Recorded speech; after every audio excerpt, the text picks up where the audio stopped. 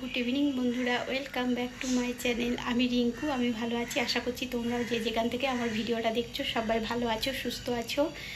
তো বন্ধুরা, যারা নতুন বন্ধু আমার এই ভিডিওটা দেখছো তারা প্লিজ আমার চ্যানেলটাকে একটু সাবস্ক্রাইব করে বেল বাটনটা প্রেস করে আমার সাথে থেকো, সঙ্গে থেকো। তো চলো বন্ধুরা, আজকে আমি বানাবো পাঁচমিশালি একটা সবজি দিয়ে টক, আম, বড়ি, কচু, মুলো, আলু দিয়ে একটা টকের রেসিপি বানাবো। তোমরা দেখতে থাকো, সঙ্গে থাকো। আর এই টকের রেসিপিটা না এই গরমকালে খেতে খুবই ভালো লাগে, ভাত দিয়ে শেষ পাতে খুব ভালো লাগে গরমকালে এই টকের রেসিপিটা। তো তোমরা দেখতে থাকো, সঙ্গে থাকো। চলো রান্নাঘরে যাই, চলো।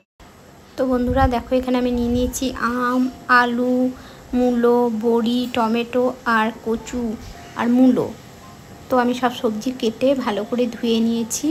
আর ওইদিকে আমি কড়াইও বসিয়ে দিয়েছি, কড়াইয়ের তেলও আমার গরম হয়ে গেছে। এর আগে আমি কিছু রান্না করেছি এই কড়াইটাই, বলে কড়াইয়ের রঙটা এরকম হয়ে গেছে। আমি টকটা লাস্টেই রান্না করছি। তো দেখো, আমি বড়িটা দিয়ে বড়িটা একটু লাল লাল করে ভেজে তুলে নিলাম। এবার ওই বড়ি ভাজা তেলেই দিয়ে দিলাম 5 ফোড়ন আর শুকনো লঙ্কা ফোড়ন হিসাবে। তো আমার ফোড়নটা দেখো ভাজা হয়ে গেছে। আমি এবার দিয়ে দেবো আমি আমটা। এখানে একটাই আম দিচ্ছি, কারণ আমগুলো খুব টক। খুব বেশি আম দিলে আবার খুব টক হয়ে যাবে। তো আমটাকে আমি সুন্দর করে এখন ভেজে নেব। আর এই আমের মধ্যে দিয়ে দেবো একটু তেঁতুল এই ভাজার সময়। আর বন্ধুরা, আমি যে রেসিপিটা বানাচ্ছি না, এটা গ্রাম বাংলার একদম রেসিপি, মানে গ্রামের দিকে এই রেসিপিটা দুপুরের লাঞ্চের মানে লাস্টের পাতে থাকবেই। এটা প্রত্যেকটা ঘরে ঘরে এই রান্নাটা, টকটা রান্না হবেই হবে। তো এই দেখো, আলু, মুলো আর টমেটোটাও দিয়ে দিলাম। এবার দিয়ে দিলাম কচু, ছোট ছোট কচু। তো এগুলো দিয়ে আমি খুব সুন্দর করে আনাজগুলোকে এখন ভেজে নেব। আর আমাদের তো খুবই ভালো লাগে এই টকটা। আমরা শহরের হলেও কিন্তু আমরা গ্রামের মেয়ে, তাই আমরা এইসব রান্না করতে পারি টক, আর খুবই সুন্দর লাগে। তোমরাও বানিয়ে দেখবে বন্ধুরা, এই টকটা বানিয়ে খেতে কত সুন্দর লাগে। তো দেখো, সমস্ত আনাজগুলো আমার ভাজা হয়ে গেছে। এখন আমি পরিমাণ মতো হলুদ আর একটু কাশ্মীরি লঙ্কা গুঁড়ো দিয়ে দিলাম, একটু কালারের জন্যই দিলাম এটা।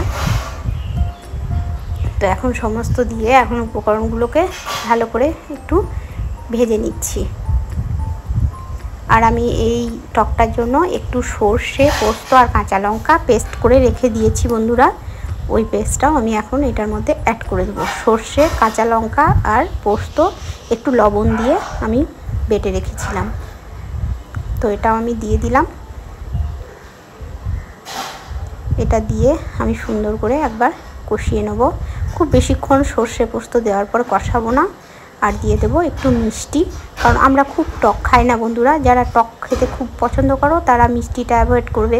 আর আমরা একটু টক, মিষ্টি, লবণটা সমান সমান যাতে হয় এরকমই ভালো লাগে। মিষ্টি মিষ্টি টক মিষ্টিটা যেন সমান হয়, খুব টক খেতে পারি না। তো এবার আমি দিয়ে দিলাম পরিমাণ মতো জল। এবার আমি এটাকে সিদ্ধ করতে দেবো কিছুক্ষণের জন্য। একটা থালা ঢাকা দিয়ে দেবো। এখন কিন্তু আমি যে বড়িটা ভেজে রেখেছিলাম, বড়িটা কিন্তু এখন আমি দেবো না, কারণ বড়িটা যদি এখন দিয়ে দিই আমার বড়িটা গলে যাবে, কারণ কলাইয়ের ডালের বড়ি তো। আর একটু দিয়ে দিলাম লবণ, আমটা ভাজার সময় একটু দিয়েছিলাম, আর এখন একটু লবণ দিয়ে দিলাম। এবার আমি একটা থালা ঢাকা দিয়ে দেবো।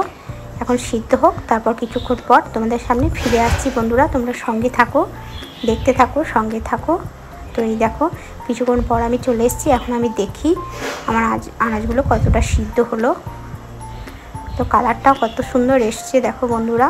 আর আমার মনে হচ্ছে আনাজগুলোও আমার মোটামুটি সিদ্ধ হয়ে গেছে। এই দেখো, এখন এই অবস্থাতে আমি ভেজে রাখা বড়িগুলোকে দিয়ে দেবো। তো বড়িগুলোকে দিয়ে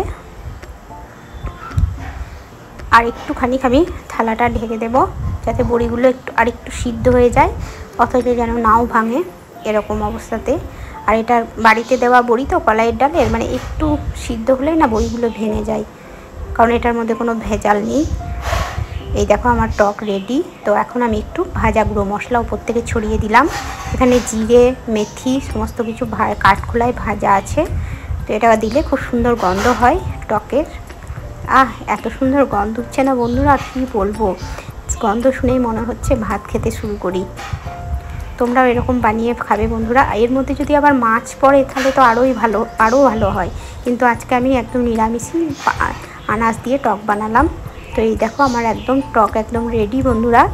তো তোমাদের কেমন লাগলো, আর তোমরাও বানিয়ে খেও এই টকটা এই গরমকালে, দেখবে খুবই ভালো লাগবে।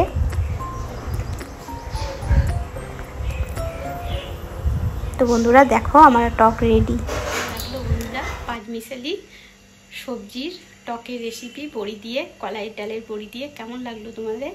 যদি ভালো লাগে একটু লাইক কমেন্ট শেয়ার করে দেবে। আর তোমরাও বাড়িতে এরকম টকের রেসিপি বানিয়ে খাবে, দেখবে এই গরমকালে খুবই ভালো লাগবে, শেষ পাতে খুব ভালো লাগবে। তো বন্ধুরা আজকে আর বড় করছি না ভিডিওটা, আজকের মতো এইটুকুই। সবাই ভালো থেকো, সুস্থ থেকো, টাটা।